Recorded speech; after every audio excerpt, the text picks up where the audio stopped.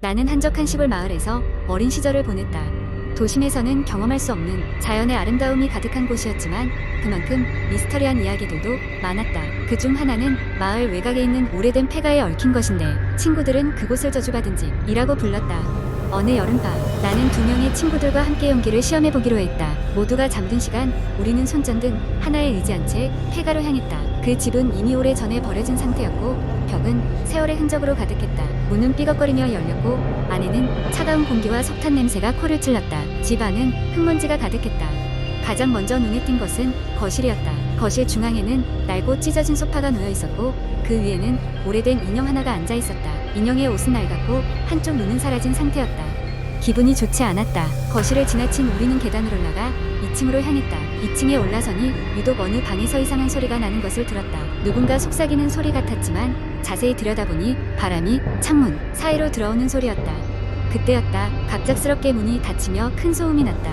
놀란 우리는 서로의 얼굴을 확인했지만 아무도 문을 닫지 않았다고 했다.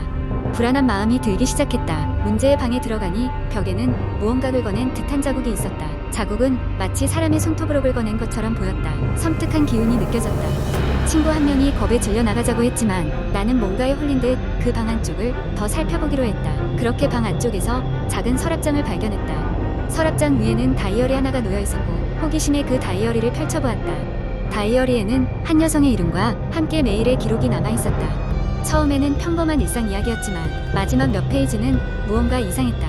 누군가 날 지켜보고 있다. 이 집에서 벗어날 수 없다. 는 글이 반복되어 있었다. 그때 갑자기 주변 온도가 급격히 떨어지며 방 안에 있던 창문이 강하게 흔들리기 시작했다. 밖에서 누군가가 우리를 쳐다보는 느낌이 들었다. 서둘러 친구들과 함께 집을 빠져나오며 뒤를 돌아보니 창문 너머로 희미한 그림자가 우리를 쳐다보고 있었다. 무사히 집 밖으로 나왔지만 그날의 기억은 오래도록 나를 괴롭혔다. 이상한 일은 그것만이 아니었다. 그 집을 다녀온 이후로 종종 내 꿈속에 그 그림자가 나타나기 시작했다. 항상 같은 곳, 같은 방에서 나를 응시하는 그 그림자. 나는 어느새 공포에 사로잡혀 그 마을을 떠나게 되었고 다시는 그 폐가를 찾지 않았다. 세월이 흘러 성인이 되고 나서야 그 이야기를 털어놓을 수 있게 되었지만 여전히 그 집에 대한 두려움은 나에게 남아있다. 친구들도 그날 이후로는 절대 그 집 이야기를 꺼내지 않는다. 사람들은 그 집이 언젠가 철거되어 사라졌다고 했지만 내 악몽 속에서는 여전히 그 그림자가 남아있다. 사람들은 저주받은 집이 무너진 것이 축복이라고 얘기하지만 그 집에서 무엇을 보았던 것인지 우리는 궁금증을 풀지 못한 채 이렇게 살아가고 있다. 아마도 그 미스터리는 영원히 풀리지 않을 것이다. 두 번째 이야기, 어느 조용한 시골 마을에서의 일이었다. 김민수는 서울에서의 번잡한 생활을 접고 조용히 그림을 그리며 살 수 있는 외딴 집을 구했다. 그가 선택한 집은 마을 외곽 작은 언덕 위에 홀로 서 있는 오래된 저택이었다. 이 집은 오랫동안 비어 있었고 주민들 사이에서는 귀신 나오는 집으로 소문이 나 있었다. 민수는 그런 소문은 믿지 않았고 오히려 저렴한 가격에 큰 집을 구할 수 있어 기쁜 마음으로 이사를 하게 되었다. 처음 며칠간은 특별한 일이 없었다. 그는 늘 그렇듯이 매일 그림을 그리고 마을을 산책하며 조용한 시간을 즐겼다. 하지만 어느 날 밤 민수는 잠결에 이상한 소리를 듣고 잠에서 깼다. 낮에 만나 인사를 주고받은 마을 이장이 경고했던 것이 떠올랐다. 그 집에선 가끔 알 수 없는 소리가 들리곤 하죠. 아무 일 아닌 것처럼 지나가기도 하지만 예전부터 그런 소리가 가끔씩 들리곤 했습니다. 민수는 그런 이야기를 잊기로 하고 다시 잠에 들려고 했지만 이번엔 더 명확하게 소리가 들렸다. 집의 어딘가에서 흐느끼며 우는 듯한 소리였다. 소리는 그의 방벽 너머 복도 어딘가에서 시작되어 점점 가까워지는 것처럼 느껴졌다. 그는 이불을 머리까지 뒤집어 쓰고 눈을 질끈 감았지만 소리는 점점 더 가까워져 그의 문 앞에서 멈췄다. 공포에 질린 민수는 숨을 멈추고 귀를 기울였지만 몇 분 후 소리는 사라졌다. 다시 조용해진 집 안에서 그는 떨리는 손으로 핸드폰을 꺼내 시간을 확인했다. 새벽 2시. 그는 그 시간 이후로 소리는 더 이상 들리지 않았지만 다시는 잠들 수 없었다. 다음날 아침 민수는 마을 주민들과 더 자세한 이야기를 하기로 결심했다. 시장을 방문했을 때 그는 모여 이야기를 나누는 주민들 가까이 다가가 조심스럽게 물었다. 저 어젯밤에 그 집에서 이상한 소리를 들었는데 혹시 무슨 이야기라도 아시나요? 주민들은 서로 눈치만 보다 한 어르신이 천천히 입을 열었다. 그 집에 얽힌 이야기는 많아요. 오래전 그 집의 주인이었던 여인이 남편에게 버림받고 아이와 함께 그 집에 혼자 남았는데 둘 다 불행한 일을 겪었다고 하지. 그래서 밤마다 울음소리가 들린다는 이야기가 있죠. 그 이야기를 들은 민수는 그날 밤 마음을 가다듬고 그 집의 과거를 조사하기로 했다. 방법은 간단했다. 지역 도서관에 가서 예전 신문과 기록을 확인해보는 것이었다. 도서관에서 한참을 뒤적이다 그는 결국 그 집에 대한 기사를 찾아냈다. 1930년대 즈음 그 집의 주인이었던 한 가족이 큰 불행을 겪었다는 기사였다. 남편이 사업 실패로 자살하고 남겨진 아내와 아이는 빈곤 속에서 어렵게 생활하다가 결국 집에서 쫓겨났다는 이야기였다. 민수는 이 이야기가 마음에 걸렸고 그 가족의 비극을 잊지 않기로 했다.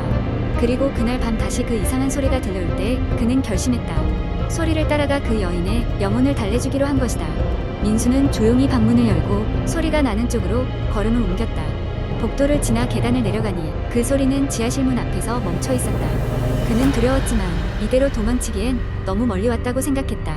문을 열고 천천히 내려간 지하실은 어두웠고 먼지가 쌓인 상태였다. 그는 불안한 마음에 작은 손전등을 켰고 구석에 놓인 낡은 장롱이 그의 시선을 사로잡았다. 그 순간 손전등 불빛이 흐릿해지더니 갑자기 꺼지고 말았다. 민수는 아무것도 보이지 않는 어둠 속에서 불안에 떨리기 시작했다. 그때 다시 그 흐느끼는 소리가 그를 감쌌다. 놀랍게도 소리는 서서히 멈추며 차츰 평온해졌다. 그리고 마치 누군가 그의 귀에 속삭이는 것만 같았다. 고맙습니다. 다음 날 아침 민수는 현관문 앞에서 무엇인가 떨어져 있는 것을 발견했다. 예전 그 집주인 가족의 오래된 사진이었다. 사진 속 가족은 행복하고 평화롭게 웃고 있었다. 민수는 그 사진을 보고 그 영혼이 이제 안식을 찾았음을 느낄 수 있었다. 이후 민수는 그 집에서 더 이상 이상한 소리를 듣지 않게 되었다. 그리고 그의 작품은 점점 더 깊은 감성으로 가득 차게 되었고 많은 사람들에게 감동을 주었다.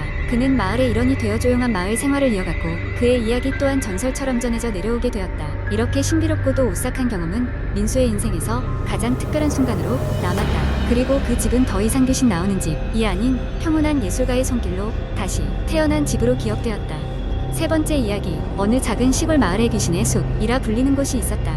나무들이 조밀하게 서 있는 그 숲은 낮에도 어두침침했으며 주민들은 그곳을 피하려고 했다. 그 이유는 그 숲에서 한번 들어간 사람은 돌아오지 못한다는 소문 때문이었다. 그곳에서는 때때로 기괴한 소리가 들리고 희미한 불빛이 떠다니는 것이 목격되었다. 어느 여름밤 서울에서 온 대학생 4명은 이 마을을 방문하게 되었다. 도시에서는 쉽게 느낄 수 없는 자연과 신비로운 분위기에 흥미가 동했던 그들은 마을 사람들의 경고에도 불구하고 숲으로 들어가기로 결정했다. 그들은 마을 구멍가게에서 랜턴과 간식 몇 가지를 사들고 허름한 지도 한 장을 들고 숲속 탐험을 시작했다. 처음엔 그저 재미삼아 시작한 것이었지만 시간이 지나면서 그들은 점점 자신들의 길을 잃었다는 것을 깨달았다. 지도는 전혀 도움이 되지 않았고 GPS마저 작동을 멈춘 듯했다. 어둠이 짙어질수록 공포감도 함께 커져갔고 이상한 기분이 그들을 압도하기 시작했다. 그때 어디선가 한 여자아이의 웃음소리가 들려왔다. 처음에는 누군가의 장난이라고 생각했지만 점점 더 가까워지는 그 목소리에 모두의 신경은 날카로워졌다. 그들은 깜빡이는 랜턴 불빛 아래 동그랗게 모여 앉아 방향을 논의했다. 하지만 그때 가장 침착하던 리더 격의 친구가 갑자기 비명을 지르며 저 멀리 숲속 깊은 곳으로 뛰어들었다. 나머지 3명은 그를 붙잡으려 했지만 순식간에 어둠 속으로 사라진 그를 쫓아갈 수도 놓아줄 수도 없었다. 얼어붙은 3사람은 쫓아갈까 망설이다 도저히 몸이 움직이지 않는 것을 느꼈다. 이상한 기운이 맴도는 숲에서 그들은 가끔씩 할 수 없는 울음소리와 속삭임을 들었다. 귀신의 숲에 대한 마을 사람들의 이야기가 그들의 마음속에서 맴돌았다. 그곳에선 종종 사라진 사람들이 돌아와 자신들의 경험을 이야기했다는 소문이 있었지만 이내 또 다른 실종자가 되고 만다는 것이었다. 자정이 가까워지자 갑자기 기온이 급격히 떨어졌다. 친구 중 한 명은 이상한 소리에 이끌려 무언가에 홀린 듯 다시 혼자 숲속으로 뛰어들었다. 남은 2사람은 두려움에 질려 서로를 붙잡고 참아냈지만 마음속 깊은 곳에서는 여기서 빠져나갈 방법이 없을지도 모른다는 두려움이 밀려왔다. 그러던 중 갑자기 고요함이 찾아왔다. 어느 순간 2사람은 깜빡이는 랜턴 아래에서 단 한 사람마저 모습을 감췄다는 것을 알아차렸다. 혼자 남게 된 마지막 친구는 깊은 절망감에 빠졌다. 눈물이 흐를 즈음 그는 멀리서 작은 불빛을 발견했다. 처음에는 그것이 무엇인지 알 수 없었지만 곧 누군가의 형체가 보이기 시작했고 그를 향해 다가오고 있었다. 그 형태는 점점 또렷해졌고 마침내 잃어버렸던 친구의 얼굴이 보였다. 희미한 미소를 띤 친구는 손짓하며 다가오라 했고 홀로 남았던 마지막 생존자는 눈물을 훔치며 그를 향해 뛰어갔다. 하지만 그 순간 모든 것이 뒤바뀌었다. 그는 땅에 걸려 넘어지며 손에 들려있던 랜턴이 부서졌다. 주위는 다시금 어둠으로 덮였고 웃음소리와 울음소리가 합쳐진 기괴한 소리가 그의 귀를 간지르기 시작했다. 다음 날 아침 마을 주민들은 실종된 대학생들을 찾기 위해 숲을 뒤지기 시작했다. 그들은 숲의 가장자리에 널브러진 물건들과 부서진 랜턴들을 발견했다. 하지만 사람들은 아무도 발견되지 않았다. 그 후로도 그들은 돌아오지 않았으며 귀신의 숲에 대한 소문은 더욱 기괴하게 퍼져나갔다. 사람들은 그 대학생들이 귀신을 따라갔다는 이야기를 하며 숲에 들어가면 절대 그곳에 부름에 응하면 안 된다고 경고했다. 그렇게 귀신의 숲은 다시금 고요한 채로 자신의 비밀을 간직하며 더욱 음산하게 자리하고 있었다.